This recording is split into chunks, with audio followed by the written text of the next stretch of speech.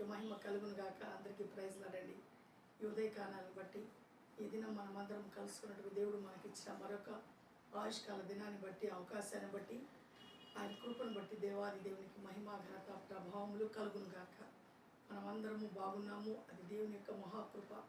ఒకవేళ ఇబ్బంది ఉండొచ్చు, ఇరుకుండొచ్చు, అసమాధానమైన పరిస్థితి ఉండొచ్చు, ఆయన వాటన్నిటికీ సమకూర్పు కలిగినటువంటి దేవుడు మనకున్నాడు అనేటువంటి నిరీక్షణ మనం కలిగినప్పుడు ఏమాత్రం చింతపడము.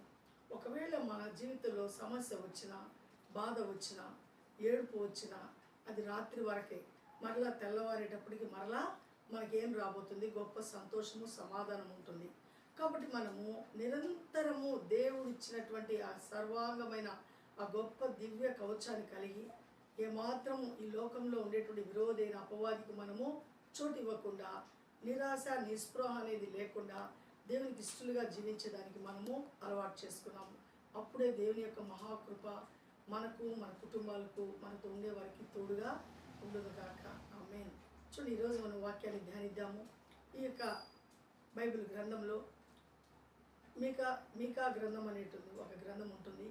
మీకా 6వ అధ్యాయము 6వ వచనంలో ఒక మాట ఉంటుంది. భక్తుడైనటువంటి అక్కడ మీకా అంటున్నాడు, అయ్యా ఏమి తీసుకుని వచ్చి నేను నిన్ను, అంటే దేవుణ్ణి, పరిశుద్ధుడైనటువంటి దేవుని, మహోన్నతుడైన దేవుని ఏమి తీసుకుని వచ్చి నేను దర్శింతును, అంటే నీ దగ్గరికి నేను ఏం తీసుకుని రావాలా అంటున్నాడు. అంటూ ఒకవేళ నాకు ఉండేటువంటి నా యొక్క అతిక్రమములు, నేను చేసిన పాపములు, నేను చేసినటువంటి నీకు ఆ యొక్క ఇష్టం లేని కార్యములు ఏమైనా ఉంటే వాటి అన్నిటి నుంచి నేను విడుదల పొందుకోవాలంటే మీకు ఏమిస్తే ఇవన్నీ నాకు, నేను చేసినటువంటి పాపాలు కావచ్చు, నేను చేసినటువంటి నీకు వ్యతిరేకమైన జీవితం కావచ్చు, ఇవంతా పోవాలంటే నేను ఏం తీసుకొని రావాలయ్యా, ఏ విధంగా నేను దర్శించాలా అని ఆయన దేవుణ్ణి అడుగుతున్నాడు.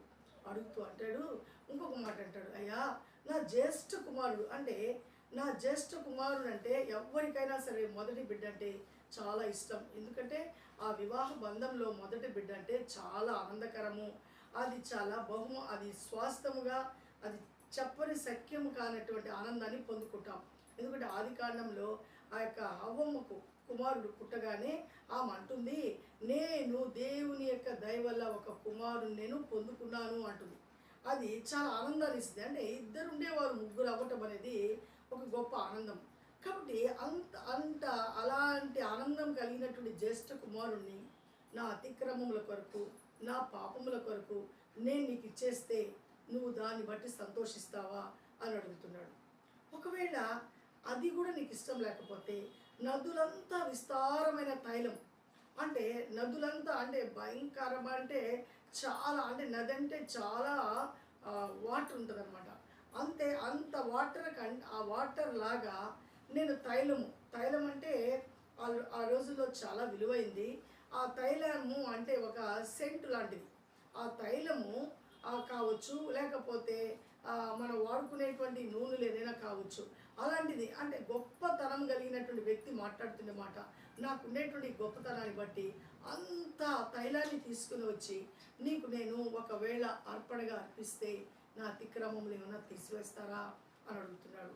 ఒకవేళ అలా కాకపోతే నా కాడ ఎన్నో పొట్టేళ్ళు ఉంటున్నాయి, నా దగ్గర ఎన్నో పశువులు ఉంటున్నాయి, వాటి అన్నింటిని తీసుకుని వచ్చి ఆ యొక్క వేలాది ఆ పొట్టేళ్లను నీకు బలిగా అర్పిస్తే నువ్వు నా యొక్క పాపాలు, నా అతిక్రమములు ఏమైనా ఒప్పుకొని వాటన్నిటిని విడిచిపెట్టేదాని కొరకు అవి తీసుకొని వాటిని నేను అర్పించినప్పుడు నన్ను నువ్వు సమ్మతిస్తావా అని అడుగుతున్నాడు. అప్పుడు దేవుడు అంటున్నటువంటి మాట, ఓ మనుష్యుడా అంటున్నాడు, నువ్వు నీ కుమారుని ఇస్తానంటున్నావు, తర్వాత నదులంతా విస్తారమైన తైలాన్ని ఇస్తానంటున్నావు, లేకపోతే పొట్టేళ్లను, అంటే వేలాది పొట్టేళ్లను నేను బలిస్తే ఆ రక్తము వల్లైనా నువ్వు కరుణిస్తావా అని అడుగుతున్నావు. అయితే నేను ఒక మాట చెప్తాను విను అంటున్నాడు దేవుడు.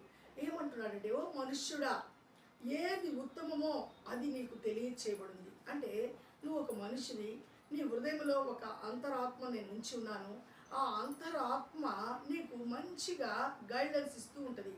నువ్వు ఎలా నడవాలా, ఎలా నడవకూడదు, ఎలా నడిస్తే నీకు ఏం జరుగుతుందో నీకు చెప్తుంటుంది. కానీ నువ్వేం చేస్తున్నావు అంటే ఆ యొక్క అంతరాత్మ యొక్క మాటను విడిచిపెట్టి నువ్వు ఏమాత్రం ఆ మాటకు లెక్క చేయకుండా నువ్వు పాపంలో పరిగెత్తుతావు కాబట్టి నీకు ఇలాంటి ఫలితాలు వచ్చి నీకు బాధ వచ్చినప్పుడు, కష్టం వచ్చినప్పుడు, గుక్క తిప్పుకోలేని పరిస్థితి ఉన్నప్పుడు ఈ విధంగా వచ్చి నన్ను అడుగుతున్నావు. ఒకవేళ నేను వాటన్నింటినీ నేను అంగీకరించేవాడిని కాదు. నువ్వు న్యాయంగా నడవాలా, నువ్వు న్యాయంగా నడవటమే నాకు కావాల్సింది. అది న్యాయం నువ్వు తప్పినప్పుడు ఇతరులు నీ వల్ల ఇబ్బంది పడతారు. కాబట్టి నువ్వు న్యాయాన్ని నువ్వు విడిచిపెట్టబాక. తర్వాత నువ్వు దీన మనస్సు కలిగి ఉండు, తగ్గింపు స్వభావాన్ని కలిగి దేవుని దగ్గరికి పూర్ణ మనస్సుతో, పూర్ణ వివేకంతో, పూర్ణ బలముతో నువ్వు దేవుణ్ణి ఆరాధించు. అంతేకాని ఈ నీకుండేటువంటి గొప్పతనాలన్నీ తీసుకుని వచ్చి నా దగ్గర నువ్వు ప్రదర్శించితే ఏమీ లాభము లేదు. నాకు కావాల్సింది ఈ మూడే. న్యాయంగా నడుచుకో, దీన మనస్సు కలిగి ఉండు, నువ్వు కనికరాన్ని ప్రేమించు అంటున్నాడు దేవుడు. కాబట్టి ఇవన్నీ మనం కలిగి జీవించాలంటే మనకి ఎలా వీలవుతుందంటే దేవుని వాక్యాన్ని ధ్యానించాలా. దేవుని వాక్యాన్ని ధ్యానిస్తూ ఉన్నప్పుడు దేవుని యొక్క తలంపులు, దేవుని యొక్క ఉద్దేశాలన్నీ దేవుడు మనకు బయలుపరుస్తూ ఉంటాడు. కాబట్టి దేవునికి ఇష్టం లేని మనం చేయకూడదు. చూడు, మన ఇంట్లో మన భర్త కావచ్చు, మన పిల్లలు కావచ్చు, మన కుమార్తెలు కావచ్చు, కోడలు కావచ్చు, అల్లుడు కావచ్చు, ఇంట్లో ఉండేటువంటి అత్తమామ కావచ్చు, వాళ్ళకి ఇష్టం లేని పనులు చేసినప్పుడు వాళ్ళు చాలా కొంచెం విసుగు చెందుతారు. వాళ్ళు దాన్ని సహించలేరు.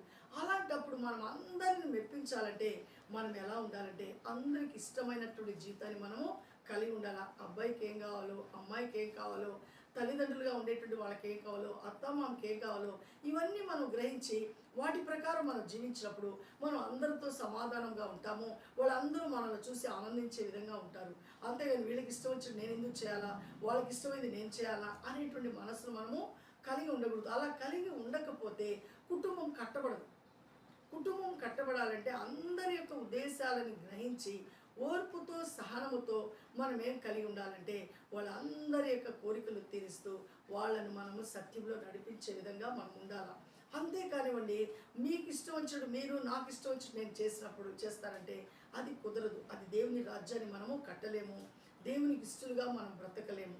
కాబట్టి మనం దేవునికి ఇష్టలుగా మనం బ్రతకాలంటే మనం ఎల్లప్పుడూ దీన మనసును కలిగి, మంచితనాన్ని కలిగి, దేవునికి ఇష్టమైనటువంటి స్థితిలో మనం ఉన్నప్పుడు మన పరిస్థితులన్నిటి మీద ఆయన యొక్క ప్రభావాన్ని, ఆయన అధికారాన్ని ఉంచి మనల్ని బలపరుస్తాడు, మనల్ని గొప్ప చేస్తాడు.